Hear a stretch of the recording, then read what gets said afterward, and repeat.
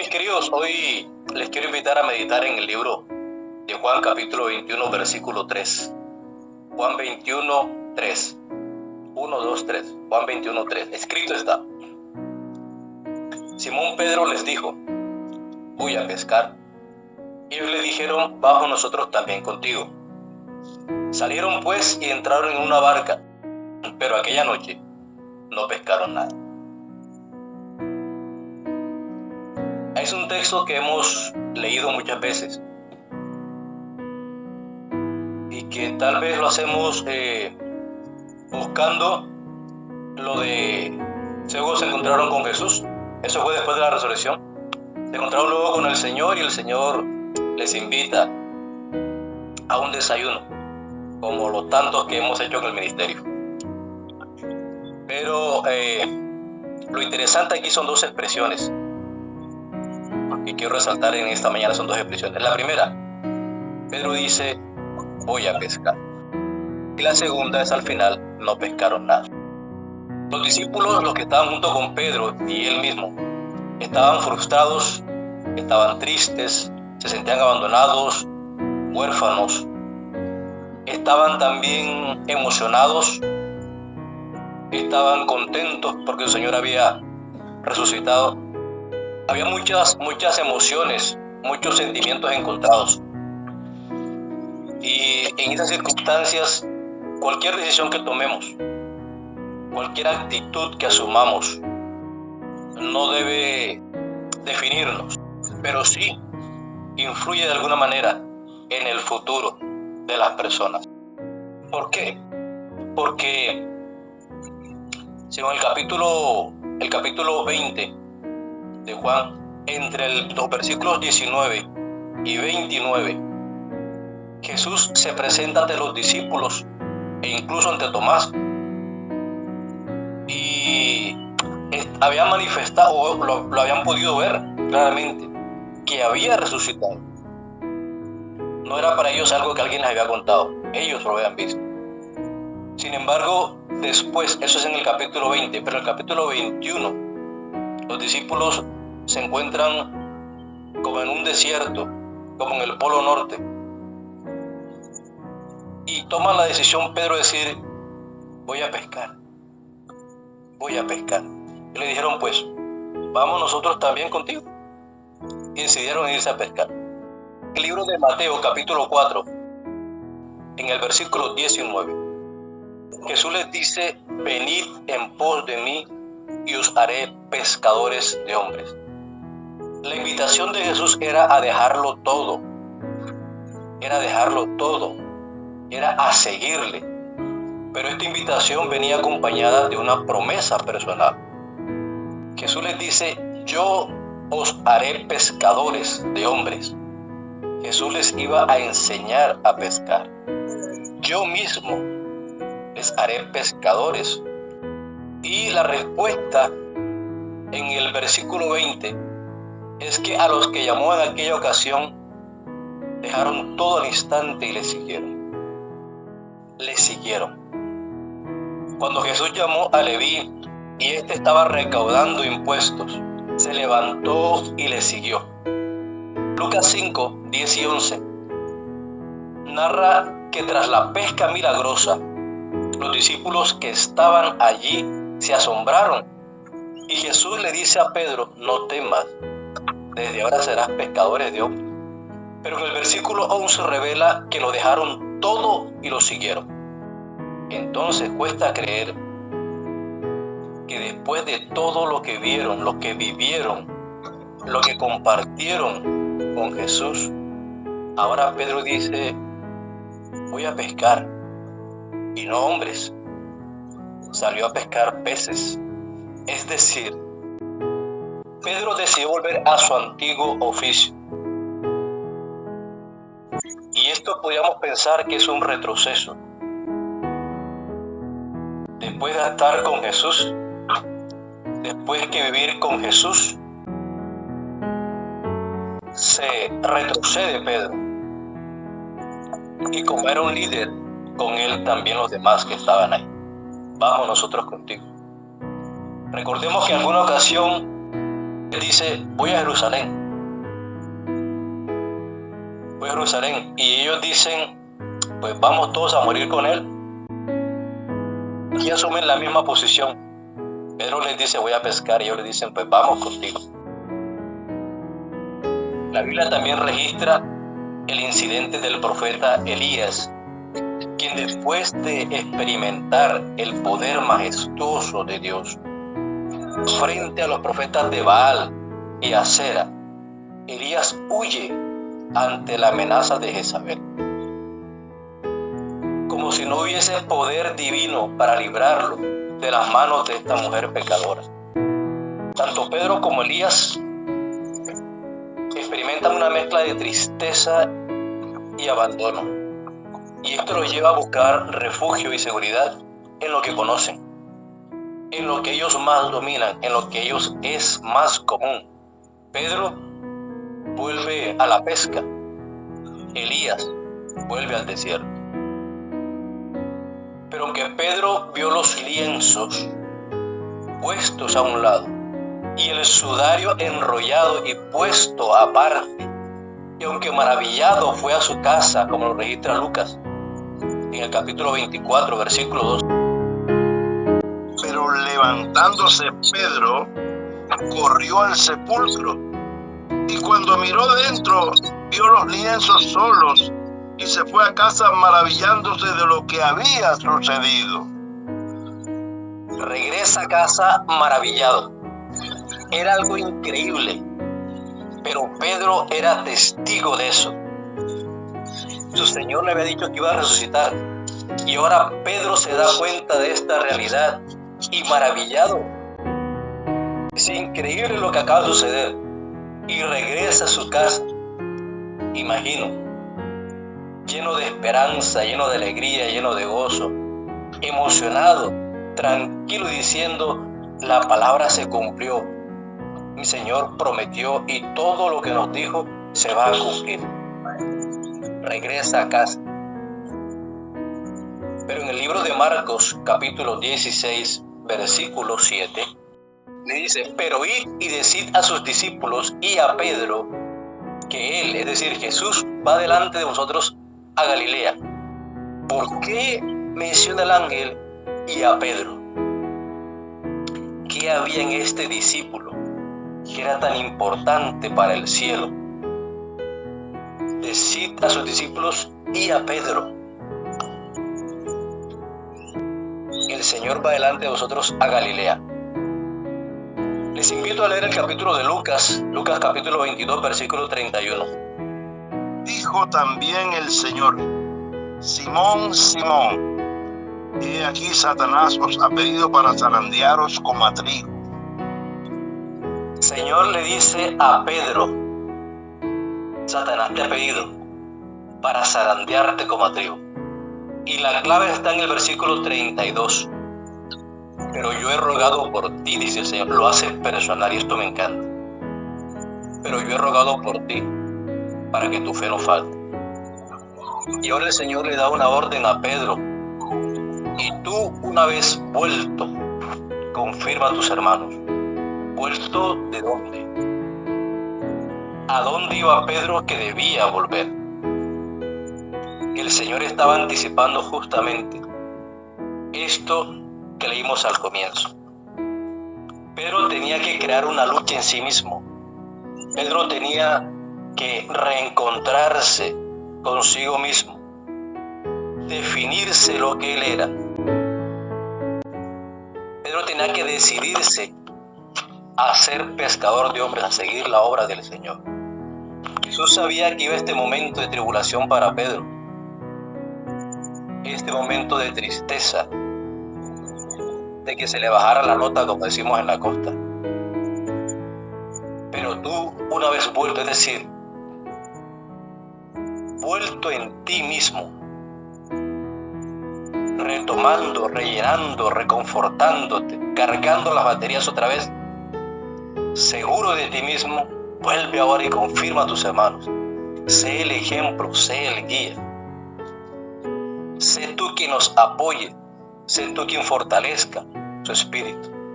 Jesús le estaba anticipando ese momento de choque que tendría este discípulo en su mente y por el que Jesús iba a estar rogando.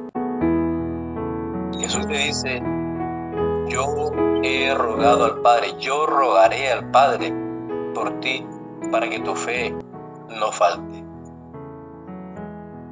Mis queridos, ¿qué hacemos cuando experimentamos situaciones que nos bloquean y que nos hacen dudar de nuestra fe?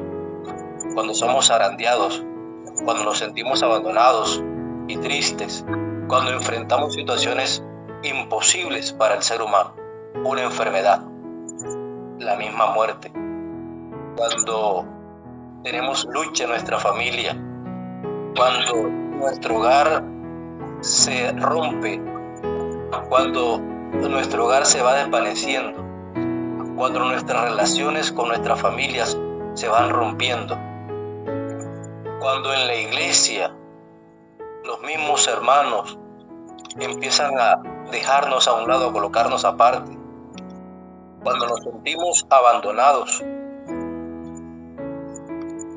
cuando nos sentimos solos. ¿Qué hacemos? ¿Cuál es nuestra actitud? Muchos decidimos volver a nuestra antigua manera de vivir. Otros, como Elías, volvemos y huimos y buscamos refugio en la soledad. Nos aislamos de quienes nos rodean y no entendemos cuando el Señor nos llama y quiere mostrar su gracia y su presencia en nuestra vida. No queremos aceptar el llamado del Señor a decir: yo estoy contigo, yo estoy orando por ti. Muchas veces actuamos como Pedro. Decidimos mirar atrás y decir: no sigo más en esta carrera. Y hemos visto en el grupo, en este ministerio, hermanos o familiares que han pasado por situaciones difíciles, muy duras. No voy a mencionar nombres, pero que aún así, en vez de decaer su espíritu, se reponen y siguen adelante. Toman el lugar del que ha caído, del que ha fallecido, del que está fuera del ministerio, no por su propia causa, sino por la muerte. Toman el lugar, toman la bandera y siguen adelante. Benditos sean esos familiares, esos hermanos que deciden continuar en la lucha. Hay otros que vuelven atrás, pero escuchan la voz del Señor, escuchan el llamado y entienden que una vez vuelto, dice: confirma a tus hermanos. Mis queridos, Jesús conocía las pruebas que afrontaría el discípulo y la batalla que ocurriría en su mente, pero no le dejaría solo. Jesús estaría orando por él, así como Jesús ora por ti y por mí. No importa la situación que estés pasando, aunque no veas la salida, aunque no veas la luz al final del túnel, como se dice, Jesús no deja de interceder por ti. Jesús no deja de orar por ti. Jesús no deja de clamar por ti. ¿Para qué? Para que tu fe no falte, para que seas fortalecido. Y el Señor envía su Santo Espíritu y a través del ministerio de los ángeles para fortalecerte, para ayudarte a salir adelante, para fortalecer tu espíritu, para que le permitas conocer las riquezas, los misterios de Cristo Jesús, para que puedas compartir con otros según tus experiencias. Y quizás encuentres en tu camino o encontremos en nuestro camino personas que estén pasando por nuestra misma situación. Pero justamente esa es nuestra labor, como la de Pedro: confirmar a los hermanos, mostrarles que ya estuvimos en ese valle, que salimos porque nuestro Dios, nuestro Salvador y el Santo Espíritu intercedieron por nosotros con gemidos indecibles delante del Padre día y noche para ser fortalecidos, y que ahora es nuestro trabajo fortalecerles a ellos. La otra parte del texto que leímos al comienzo y no pescaron nada. El Señor sabía lo que había en la mente y en el corazón de sus discípulos, pero justamente permitió esa prueba para que entendieran que el Señor no los iba a abandonar. Si se había mostrado delante de ellos, era porque iba a seguir dirigiendo sus vidas, pero sobre todo, les iba a cumplir la promesa que les hizo. Jesús los llevaría a su reino y ellos formarían parte, serían de los cimientos de la santa ciudad. Sus nombres estarían ahí, escritos, y entrarían por las puertas de la ciudad para reinar con el Señor. Mis queridos, no pescaron nada, porque ¿qué iban a pescar en el mundo? ¿Qué iban a hacer en su vida pasada? En su oficio viejo. Nada. No estoy diciendo ahora que si usted es soldador e incursiona en otra cosa, en otro oficio, y no le va bien, ahora usted no debe volver a ser soldador. No, señor, no estoy diciendo eso. No estoy diciendo eso. Usted me entiende perfectamente. Mi Señor se refiere a la vida espiritual de nosotros. ¿Por qué volver atrás? ¿Por qué volver? ¿Por qué? Si el Señor dice clarito, el que pone su mano en el arado y mira atrás no es digno de mí. No hay que mirar atrás. No hay que mirar atrás. A menos que usted quiera volver atrás para intentar rescatar a alguien más. Me gusta mucho algo que hemos estudiado en la lección de esta semana. Pero mis queridos, quiero decirles que la invitación del Señor es que debemos orar e interceder por nuestros hermanos. No cesar en nuestras oraciones intercesoras. Eso es un instrumento. Esa es una gran arma que tenemos ante la cual tiembla el enemigo. Cuando un cristiano cae de rodillas, tiembla todo el infierno. Todo el enemigo, Satanás y sus ángeles, tiemblan cuando ven a un cristiano puesto de rodillas. Y más que todo, cuando la oración es intercesora por algún hermano, por algún amigo, por un pastor, por un dirigente, por alguien que está tambaleando, por alguien que está pasando pruebas, por alguien que está triunfando en el ministerio del Señor, para que el Señor le siga dando humildad y siga dirigiendo su mente, para que siga el Espíritu Santo dirigiendo sus pensamientos. Por eso debemos orar cada día por este sagrado ministerio y cada uno de sus integrantes, desde el hermano Smith, que es nuestro director, hasta el último que se ha integrado. Todos merecen y necesitan de nuestras oraciones intercesoras, como Jesús lo hizo por Pedro. Y tú, una vez vuelto, confirma a tus hermanos. Mis queridos, me gusta mucho en la lección el ejemplo de Epafras. En Colosenses capítulo 4, versículos 12 y 13, el apóstol Pablo habla de este hombre que no escribió ningún libro, que no se menciona de él ningún capítulo especial de la Biblia. Nadie habla de los logros de Epafras, pero qué gran ministerio tenía este hombre. Os saluda Epafras, el cual es uno de vosotros, siervo de Cristo, siempre rogando encarecidamente por vosotros en sus oraciones, para que estéis firmes, perfectos y completos en todo lo que Dios quiere. Porque de él doy testimonio de que tiene gran solicitud por vosotros y por los que están en la Odisea y los que están en Hierápolis. Qué gran ministerio el de este hombre. Y el apóstol Pablo da testimonio de que este hombre oraba incesantemente por los hermanos de la iglesia de la Odisea y de la iglesia de Hierápolis. Era un hombre que oraba incesantemente porque tenía este ministerio de la oración. A veces incomprendido, a veces que pasa desapercibido, pero cuán importante es. Jesús lo sabía. Y le dice a Pedro: Satanás te ha pedido para zarandearte, pero yo he rogado que tu fe no falte. Y Jesús sigue orando. Si leemos en Juan capítulo 17, en esa hermosa oración de Jesús, Jesús ora también por nosotros. No solo por ellos, dice Jesús, sino por los que han de creer en mi nombre, por la palabra de ellos. Jesús está orando por ti y por mí.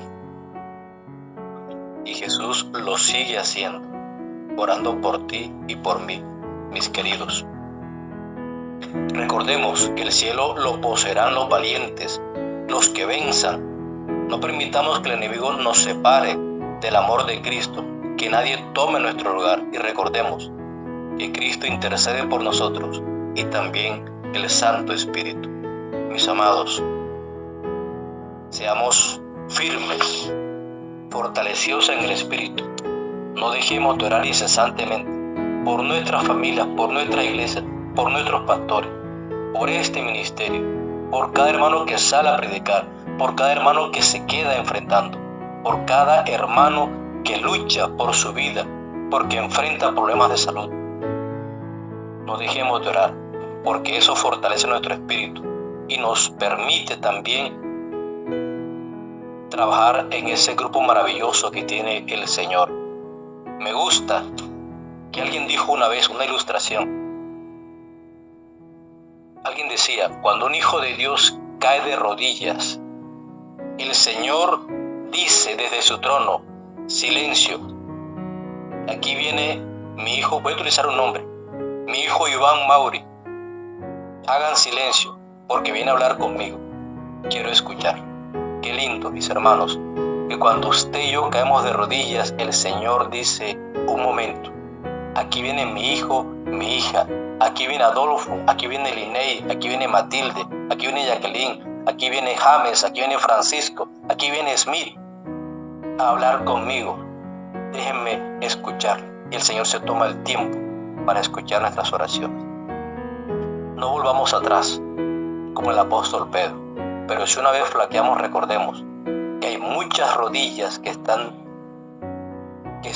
suplicando, incluso a nuestro Salvador y del Espíritu Santo, porque tú y yo seamos fortalecidos. Seamos como Epafras, que nos duele la situación de nuestros hermanos y oramos por ellos, aunque no les conozcamos, con dolor, con agonía, porque sean fortalecidos en el Señor, porque no abandonen las filas. Oremos por esos que dejamos en los campos estudiando, por aquellos que tienen situaciones difíciles, por aquellos que viven en unión libre y desean casarse para unirse al pueblo de Dios. Oramos por esos hermanos que dejamos en las campañas y que no pudimos alcanzarlos, que no pudieron ser bautizados en nuestra campaña, pero que ahí quedan sembrados. Y aquí me acuerdo de una experiencia que tuve con mi hermano Smith. En una campaña donde yo tuve, quedó una jovencita pendiente. Y luego Smith tuvo esa campaña en ese lugar y esa jovencita se bautizó. Mis queridos, no sabemos. Pablo lo dijo. No es Pablo, no es Apolos, no es el uno, no es el otro. Uno es el que siembra, otro es el que ciega. Pero las almas son de Cristo. Mis queridos, les invito a que si estamos en una situación triste, si algo nos deprime, si algo nos abate, volvamos para confirmar a nuestros hermanos, porque uno es el que está orando por nosotros, uno está intercediendo por nosotros delante del Padre, y el Espíritu Santo también lo hace.